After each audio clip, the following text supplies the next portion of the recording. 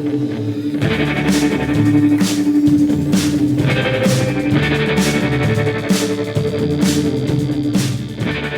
is Jim Mulhern at the Plymouth Gym on socials, and I thank you.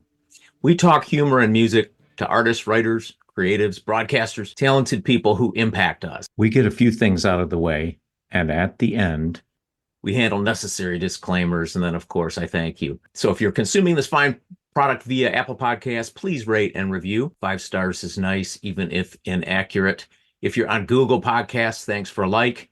If you're watching on the YouTubes, please subscribe. And while you're at it, if you're not feeling paltry, give us a thumbs up. All of this will help people find us so they can waste their valuable time. So on today's show, the inaugural show, broadcaster par excellence, honorary Arthur Street weirdo, Matt Derry, friend. What did you just say? You're an honorary member of the Arthur Street Weirdos who produced this fine show. Got it. So okay. For being on, yeah, you don't have to be. It's a choice in the end. Well, how could I not? How could I not be? You're so self-deprecating, Jim. It's like, come on now, or denigrating or whatever. Everybody has choices in life, Matt. So did you notice? And for those of you watching on YouTube, did you notice I got dressed up for this thing? So like, yeah, this is I put on my best suit to come on with you. You are dressed, and I'm back in black today.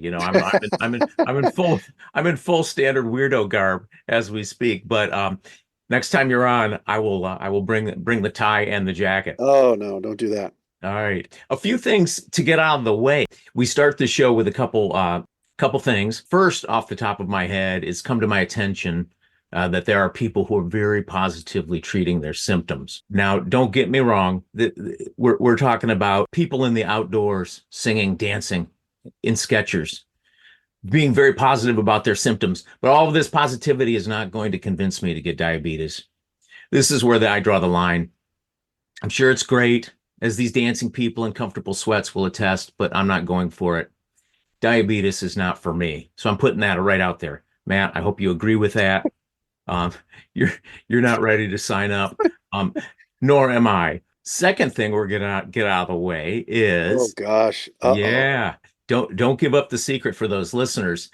We're showing you a picture, and we're giving a shout out to Dr. Ruth.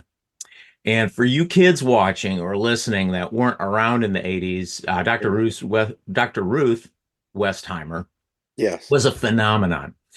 In the day, sex was not nearly as overt or in your face. There was no internet, and on television and in parenting, at least in my home, talk of sex was taboo. So Dr. Ruth crashed through that wall. Yeah, she did. She did. A pioneer. A pioneer. Her background is she's a German-American sex therapist, and she burst onto the scene seemingly out of nowhere. And her background is she hosted radio shows, but she got on TV and she ruled the talk shows of the day, Johnny Carson, David Letterman, and others. And she came on to demystify sex. So few knew that she was an author, that she was a professor, and that she was a Holocaust survivor. Yeah. But she permeated the culture for years and became a cult hero with her 5-foot frame, her thick German accent, and her infectious laugh. She was hilarious, but she was the real deal. Now, in our high school immaturity, we used to make fun of her.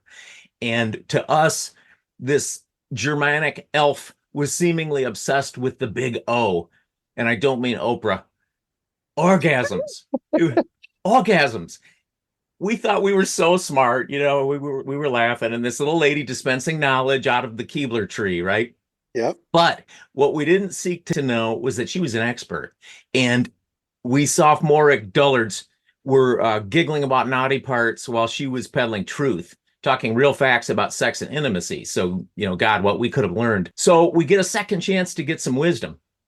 Dr. Ruth at 95 is now taking on the epidemic of loneliness, and she has an official position and a platform to do it. So loneliness is defined as social isolation and poor relationships, but it's associated with multiple physical and mental health issues, including anxiety, depression, cardiovascular disorders, cognitive decline, Alzheimer's, and weakened immunity. She's publishing a new book coming out called The Joy of Connections. And she has an honorary position. She was given this honorary position by the governor of New York, Kathy Hochul. She's the New York State Ambassador of Loneliness. So imagine at 95, she's out to educate us and eradicate this illness that affects so many people, particularly post-COVID. Shout out to her as an adult. I'm going to get past her fun delivery and her diminutive spunk, park my stupidity just outside, and try to learn something important. So I'm going to post a link to a recent New York Times article on her and on this subject in the show notes. It's likely behind a paywall, and if it is, email me at andithankyou@gmail.com, and I'll gift it to you. Before I get to my great guest and friend Matt, I need to remind you that And I Thank You show is brought to you by, hold please, Dynamic Breath Fresheners. Is that really their logo? You decide. Dynamic. You decide. Let me do that. Let me do the live read, Matt. Okay. Sorry. Do you have bad halitosis? I mean, super bad halitosis? Then you need to talk to friend of the show, Herb Green of Dynamic Breath Fresheners. Yes, Dynamic Breath Fresheners of Ann Arbor adjacent uses new green technology to coat your throat with a thin layer of what I believe is pronounced sativa. Your breath will instantly improve, and in addition, your mood will as well. Dynamic Breath Fresheners guarantees at minimum that your breath will be different, and your attitude toward caring about your breath will be drastically less. Dynamic Breath Fresheners are gluten-free. Dynamic Breath Fresheners should not be used when installing any type of caliper. Dynamic Breath Fresheners paid for this ad, but we cannot divulge with what. Dynamic Breath Fresheners is a division of Puff Puff. You've had enough limited. Say what you will, it's dynamic.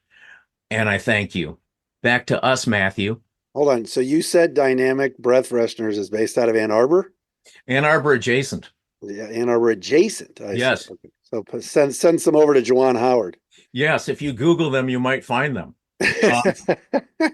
What's up, Jimmy? Great to see you, my man. Yeah, let me read your intro. So for people who don't know you, so formal. Yeah, my guest is the pride of Cleveland and Syracuse University. He was on your radio dial, both on the FM and the AM. Static AM? Cranky AM. That low voltage, not 500 watt blowtorch. 50,000 watts during the day, but then gone by night. That's right. That's right. That's right. Not to be confused with the Sporty Cuts Network. Matt was a teacher and mentor of young men meant for others. He's a communications guru. He's a podcaster to the Detroit Lions Football Nation, which most of you know, a show called Locked On Lions, which you should subscribe to. Thank you. And Matt's a general mensch. I welcome you, Matt Derry, and of course, I thank you.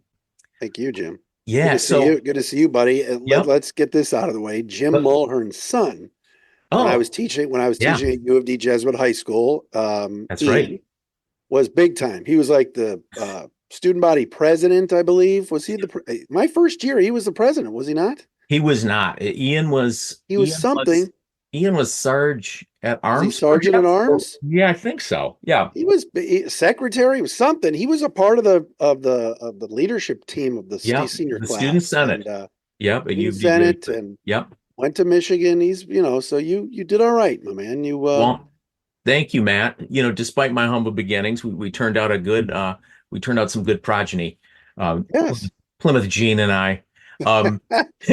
But I wanted you to be on the show because you're a creative, and the show's about creative people, and you might not agree with that characterization, but you and I met over the years because you came through the radio and you had to write and deliver news and content, much like your brethren who came out of the great, Syracuse Broadcasting and Journalism School, right? Oh, yeah. But you were excellent at it and funny, and you connected over the years with thousands of people in this area, nice area of Detroit, Michigan, and your hometown of Cleveland too, talking sports. Sure. For people who don't know you, because like I said, a lot of people connect up with you because you're a huge Lions podcast. Talk about growing up and your journey. Talk about a little bit of where you came from and how you got here. So like you said, I grew up in Cleveland, so I was only 3 hours away. And I was actually recently on a podcast, Friends with Sports with Friends, with a guy named Seth Everett from Syracuse, who interviews a lot of his friends in the business and in sports.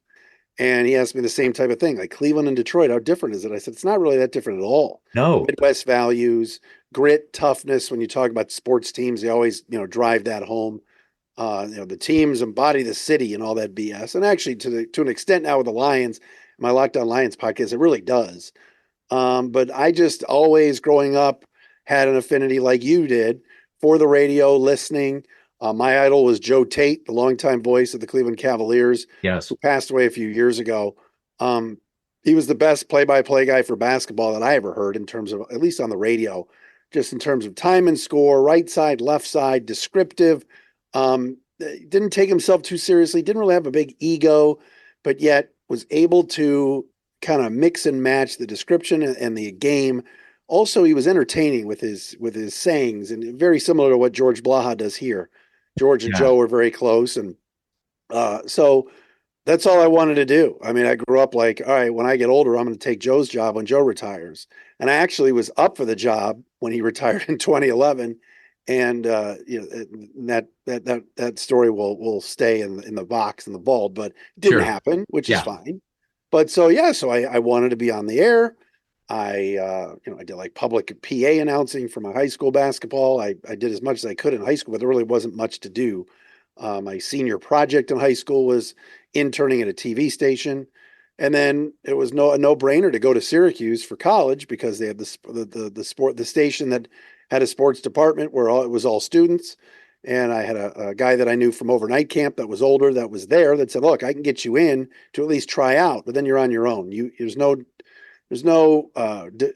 wasn't definitive that you'd make it. Sure. So my senior class, right, of 1995, there were just 4 of us. So it was pretty cool. And this is the same station that brought us Costas and Marv, McDonough, Tirico, Ian Eagle, Dave Pash, Nick. I was going to ask you who some of your contemporaries are, but for us sports fans, we recognize those names. Yeah. I mean, Dave, so Pash was a year in front of me. Dave Jagler, who's the play-by-play voice of the Washington Nationals, was 2 years in front of me. Ian Eagle was 4 years ahead of me. Okay. Zach Zaidman, who's now with the Cubs, Andrew Siciliano, NFL Network, they were a year below me. John Bloom, now the voice of the Phoenix Suns, Matt Park, the voice of Syracuse, 2 years behind me. So all these guys and girls, it's like a fraternity, really. And so when I got out, I went back home to Cleveland. I was on the radio there for a year, a station that was the second sports station. The station got sold. We all got let go. So I got fired basically at 22. And then I moved to Detroit because Dave Pash was here working at WDFN, and I've been here ever since. And then, as you know, I kind of just was on the air at DFN for 13 years. You were a regular caller. We became friends outside of the station. It was kind of funny. Worked in all sort of different environments in terms of, I was with the morning show. I was with Stoney Wojo for years in the afternoons doing updates, Pistons pre and post game, fill-in talk shows, whatever. But I never really wanted to be a talk show host. I wanted to do play-by-play. I was doing University of Detroit Titans for years. The Pistons stuff. Once we got the Pistons on DFN, I became the backup announcer for Mark and George. When George had MSU games, I would do the radio. When Mark had Lions games, I would do the games. So it was a dream. This is all I ever wanted, was to be the voice. Even if it was 15 games a year, I was doing NBA games. I was calling Pistons Knicks at the Garden, or was doing WNBA. So it was great. And then as I got older, the Cavs thing didn't happen. I mean, Mark and George have been with the Pistons forever. Those jobs weren't opening. Was at the Ticket for 4 years. We got the Pistons there. Moved to 105.1, which was an unmitigated disaster. Did my own show there because it was kind of time, Jim, to do something different. Sure. Than just updates and helping Mike and Terry out. I loved working with those guys. Don't get me wrong. It's an honor to be, when people say, oh, Stoney Wojo and Vladdy and Foster, probably the 2 best sports shows, or duo shows to ever hit the airwaves for sports in Detroit. I worked on both of them. So for sure, it's awesome to be a part of those shows. Went to 105.1. That was a bleep show. And then decided that, like you said, I was kind of done doing this full time. Went to U of D High, taught journalism, speech communication, all that for 3 years. Now I run marketing and business development for 2 companies, Financial Architects, Inc., out of Farmington Hills, and the Q5 Experience, which is exit planning. So, and I did the Locked On Lions podcast, came about in 2016, right after I got let go at 105.1. So it was perfect because I could still be a part of it. I did some fill-in shows in Cleveland, still do with the Fan there. So I still dabble, but kind of all over the place. And but I like what I'm doing. And like I said, 5 o'clock today, I'll load up the laptop here and the equipment and do my Lions show. So it's been pretty good. I think that that's more typical than atypical right now. We talked about careers before we started the show. This notion that everybody's going to have a linear career first of all, careers aren't linear. They go backward and forward and sideways, right? And that's life. You talked about those jobs that didn't open up. And all of our lives are rife with those stories, right? Of what might have become and the timing wasn't right and whatever happened. Life happened. So that's really awesome. And as you were talking about that too, it's interesting to think about how life goes on, because you've got family, you've got kids, you've got all these things that happen that are part of your real life, not just your work life, that also have a say in what you do and ultimately your happiness, your kind of full life, your holistic life. No, so, you're exactly right. I mean, my daughter during the pandemic started suffering from severe OCD. And I don't talk about this a lot, but with you, I will. And so it's like, all right, this was right around the time I was kind of starting at Financial Architects, and I was at this, I had a hard time saying goodbye at U of D. I love those kids. Oh my God. It was so rewarding, to hear people say you're really making a difference. Thanks for what you do here at the school, from teachers, from parents. I was in radio, Jim, for 20 plus effing years. I never had program directors tell me that stuff. I never had general managers go, "Hey, great job today. Great show." Right, how many of those Pistons late night post game shows that I did? I'm not saying I needed to get a delivery at 2 a.m. of some pizza from my boss, but it would have been nice the next day to one time hear from somebody to go, "Hey, this is good. Keep doing that." There were a few, but it was few and far between. And so that's the problem with the media business, is just sometimes the communications in communication business is really poor. So that was nice for it to be rewarding. But my daughter was going through this stuff, and it was hard. So it's like, what would work from a professional standpoint where you would have some time to focus on your family? Because you're right, these play-by-play announcers or these talk show hosts that are traveling or have these time slots and they can't be budged. The guys at Financial Architects and the women there too allow me to have such schedule that, hey, they know that I'm out there developing business, doing our marketing stuff, and allow me that if I need to be on an appointment with her or whatever it is, that we can make that happen. And you're right. I never would have drawn this up 10 years ago that I'd be a marketing guy. People say all the time, "Where'd you get your marketing degree from?" I said, I didn't. I was in radio for so long. I know what's good. I know what works. I know how companies need to market themselves. I've done enough research. Right. I'm around enough people this is not my path for sure, but here I am at 50 doing this. It is your path. And I want to circle back because, one of the things that we talk about in business too is just this ability for differentiation, right? So how can you be different? My passion is talking to creative people. My passion is music. My passion is humor. My passion is writing and writers and broadcasters like yourself. You think about that, your currency is your ability to be different and memorable and creative, right? That for me in the WDFN days, it was a different time, right? And I think it was maybe that was just my time in life.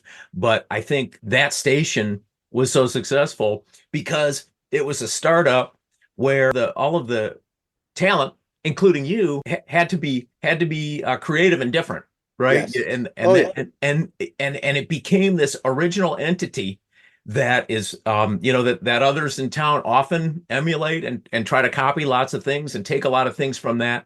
But it was really a secret sauce of creative people all through that station and that lineup.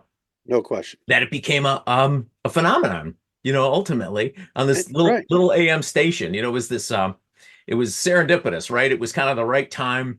And the station was riding the success of certain sports teams here in Detroit that got hot. Red Wings come to mind, right? Pistons come to mind. So it was fun. But one of the things that I loved about that, and I loved about your work, was that you, as a journalist coming out of school, just in the role of doing a sports update, right, could do an excellent job of it and give the facts, but also flavor it with personality and humor. And not everybody does that. And when you think about some of those people that you were mentioning about your contemporaries that came out of Syracuse, even others. I think about those people in sports broadcasting history who were the legendary guys. I think about Marv Albert. Yeah. And I even think about George Blaha to an extent, really a pretty funny guy, who also does the role incredibly well and gives you, gives you the score, gives you the time. It's a fun list. Radio you said it. and podcast. You said it, right? Jim. Theater of the mind, right? Right. So who can? You said that. Hold on. You said something interesting there. I'm cutting you off for a second because you said the word fun. Yes. You had fun listening. You were pushed. Nobody forced you to pick up the phone and call. You called all the time, and you had your one-liners too because you knew it was a safe space. Yes. I would go up to the Silverdome in the late '90s, first, second, third year in this market. Yeah. And there's all these sports guys. So Paul Chapman from WJR, Dan Dickerson, Chuck Swirsky, Matt Shepard, Dan Gutowski. There were these big voiced sports nerds that had, and I'm no disrespect to any of them. They're, I know good at their craft. Yeah. Dickerson's great, but like nerdy sports guys. And the DFN crew would come in and they go, oh, there's the guy, there's the Harry High School college radio losers that think they can come in and infiltrate the Detroit sports scene. We're going to talk sports. And it's like boring. We're doing guy talk. All right. And what was funny was those guys that chastised us at the beginning and thought we were sophomoric never missed a show. Like Stony Wojo would open at 2:00 and they would listen and they would hear that stupid theme song. It was great though. Everybody sang it. Everybody knew it. And they would be like, what's Stony going to say today? Is Wojo going to be on time? Right. There's all these bits we had, but all the nerdy sports geek guys that went through Central Michigan and Chuck Swirsky used to talk about Ohio Bobcats. Like, hey, all right, buddy, you're Mr. Sports Guy, but watch this. We're gonna have fun. We are gonna do sports. We're also gonna do guy talk, and people like Plymouth Jim, you and all these others are going to call in. And I think it got too stale and too regular after a while, but perhaps, but some of them were personalities where people laughed and you had fun with it. And sports is totally entertainment. These talking head shows on ESPN and Fox. That's tomorrow someone will come out and go, Dak Prescott, and it's always Cowboys or LeBron or Brady, but sometimes they do these weird things to get people riled up. We weren't trying to rile people up. We were just having fun. Yeah. And it worked. I agree with that. And I think, media is so dispersed now, right? Everybody has a podcast, right? Everybody has a show and, 500,000 channels and nothing on, right? Like taking it from the Springsteen song, 50,000 channels and nothing on.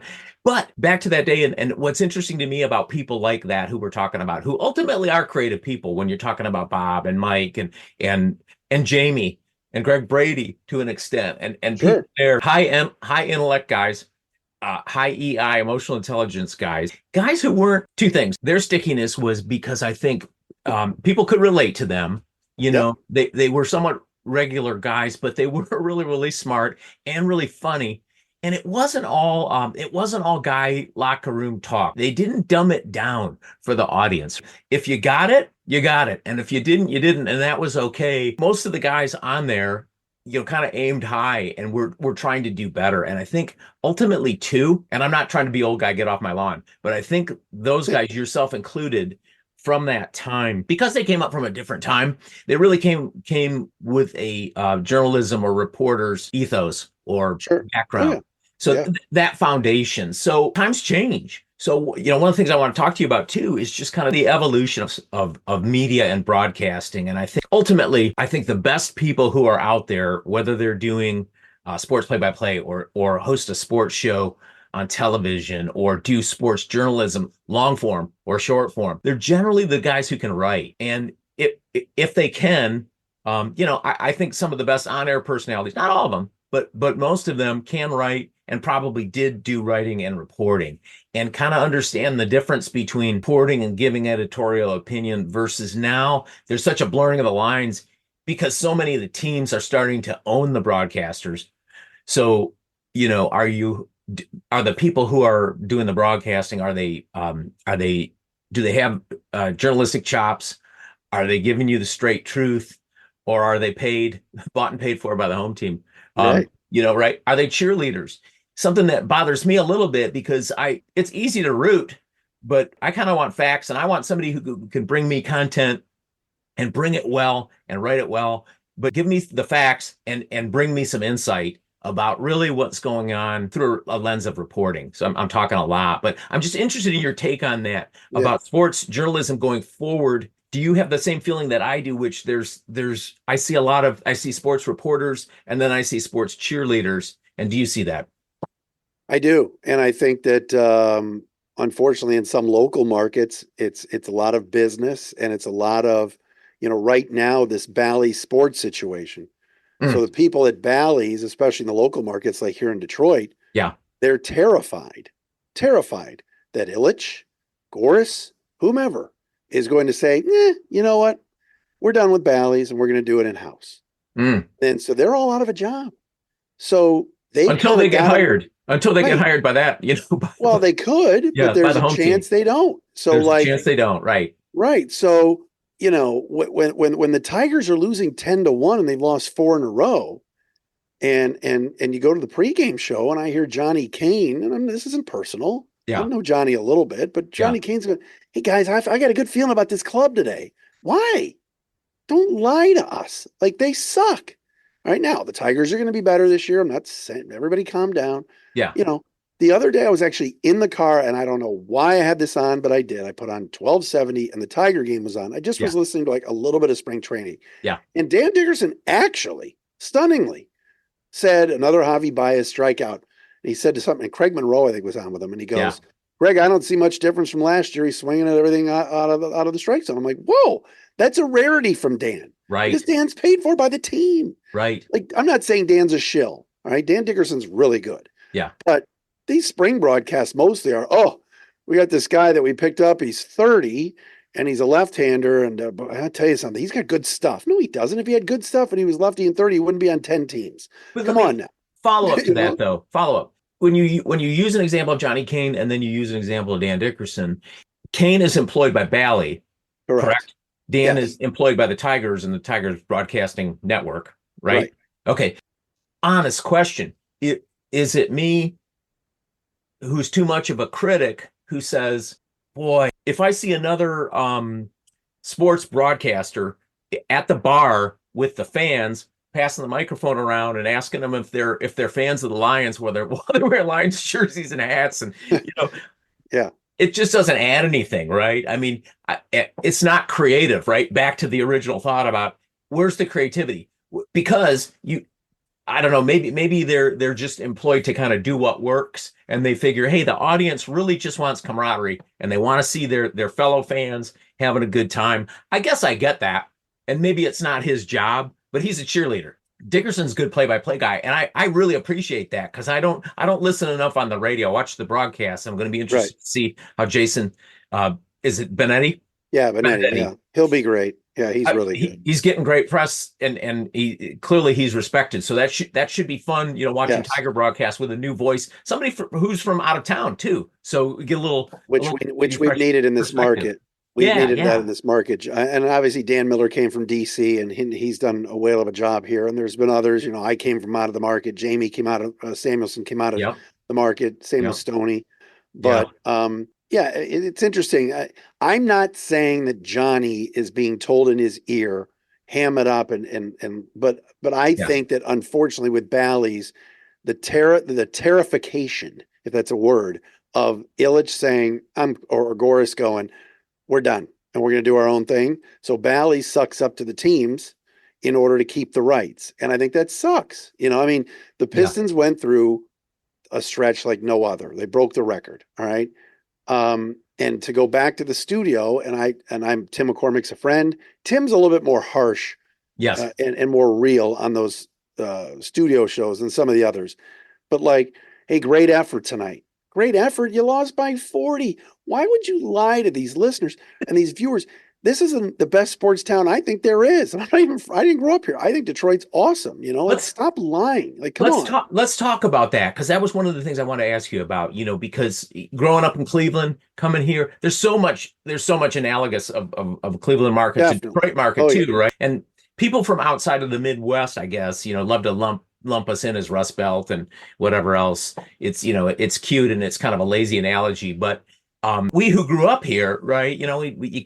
We don't have that perspective. And so everybody says, oh, this is a great sports town, or this is the great sports town. And you've lived here 30 years now, right? Yes. Yeah. So, Close to 30. Yeah. Yeah. So maybe some of the edges are worn off there in terms of outsiders' perspective. But what do you think about that? What do you think about, can you compare sports towns, or, I'm just interested in what an outside perspective of Detroit is, other than the kind of lazy, the old Detroit that was beaten down, and the Detroit that I grew up going to, and during its rough times, right after the great times when we were the kings of the world during the automotive boom. I do think, Jim, that the Lions have helped tremendously with the image of Detroit. True. They were America's team this year. Yeah. I mean, people looked up at the Final Four of the NFL and went, all right, Raven or Bills, Chiefs, we've seen this before. Yeah. Niners, old bit.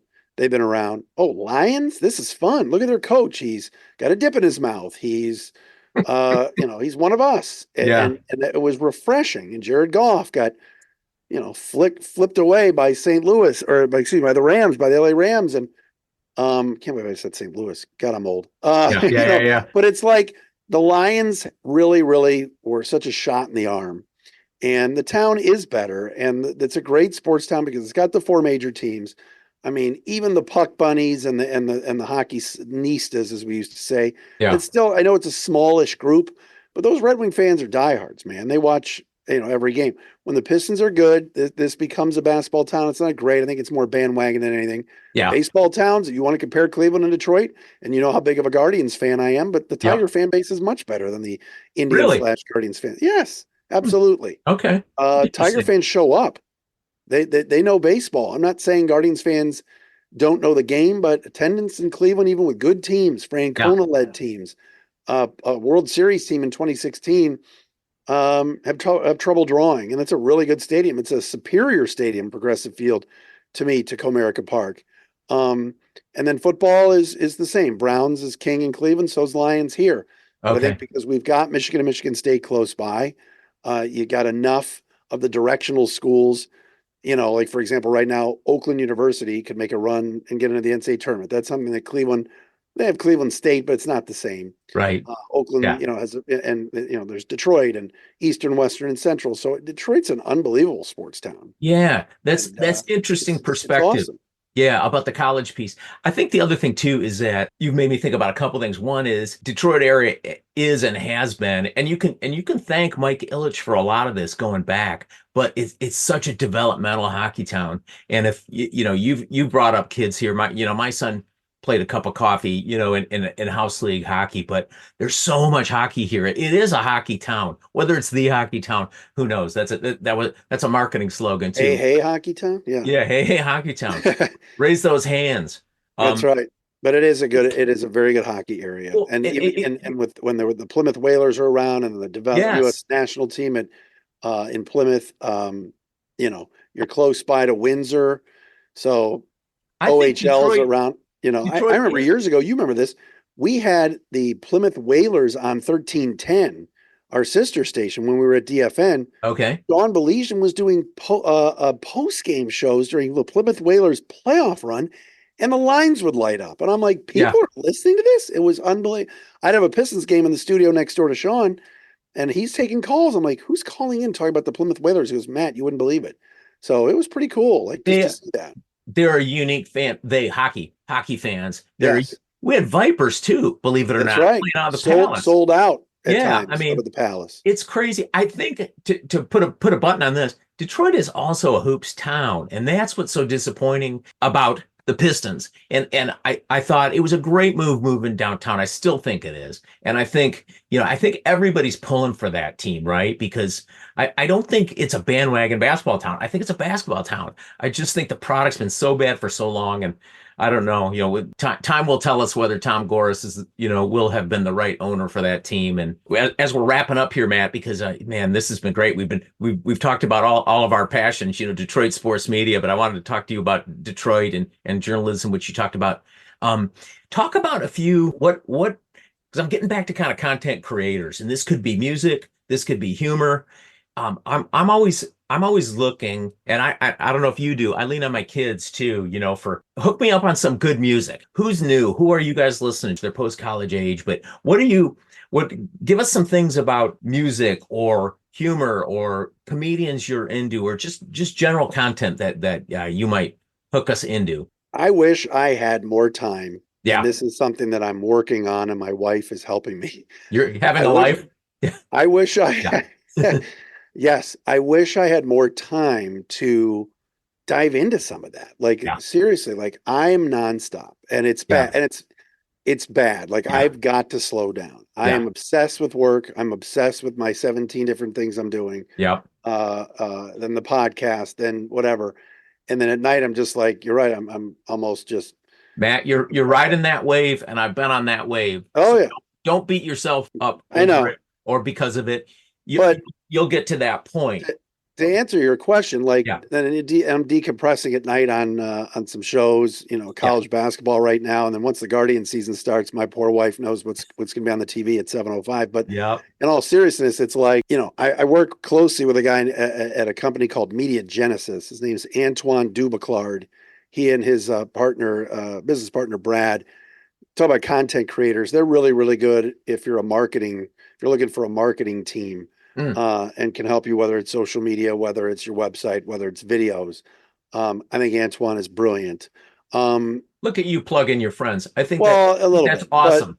Yeah. um, But what if music. you What? if you're binging a show, what would it be? Well, I mean, Ted Lasso to me was groundbreaking. Okay. And there's some people that tell me, "Oh no, The Bear is better." No, it wasn't. And I know The Bear won every award, Yeah. and Ted Lasso won nothing. But Ted Lasso to me connected so many different things for me in terms of sports, in terms of my family, my wife, everything, the mental health stuff, stuff my daughter went through, all these things. I thought it was, divorce, which I went through a long time ago. Right. Um, and it was like, I thought that was absolutely brilliant. Somebody feed Phil. Have you watched that on Oh, Netflix? Phil Rosenthal. No, I know Yeah, of it, but I haven't watched it. it's Jim, you got to watch. It's Yeah. brilliant. It's back Okay. for another season. I thought that was awesome. And I'm happy that Jon Stewart is back on Monday nights on Comedy Central. And I don't want to go political. Yep. And some people might watch this and go, oh, liberal. No, no, no, no. Jon Stewart's funny and brilliant. All right. He did a takedown of Biden 3 weeks ago. So like Yeah. I just think that he's pretty darn good. And occasionally, my wife my wife got me into Sister Wives Oh, on Sunday no. nights. Oh, Oh my gosh. It actually is pretty entertaining. And then one of the sister interesting. wives broke away from the family and she got remarried to somebody else. And it was like Christine. So now I'm involved in that. So Oh boy. that's kind of where I am Ooh. with that. And then locally, again, I know this kind of scratches your itch. Yeah. In terms of, I still think Mojo at Channel 955 is excellent. I do. He's a friend, yes, but I'll put on his show sometimes in the morning just to get a laugh, and Yeah. it's local. I know now, like Okay. everybody's listening to terrestrial radio. Mike Valeni is still to me the best there is in terms of sports, and I'll put him on in the afternoons. Okay.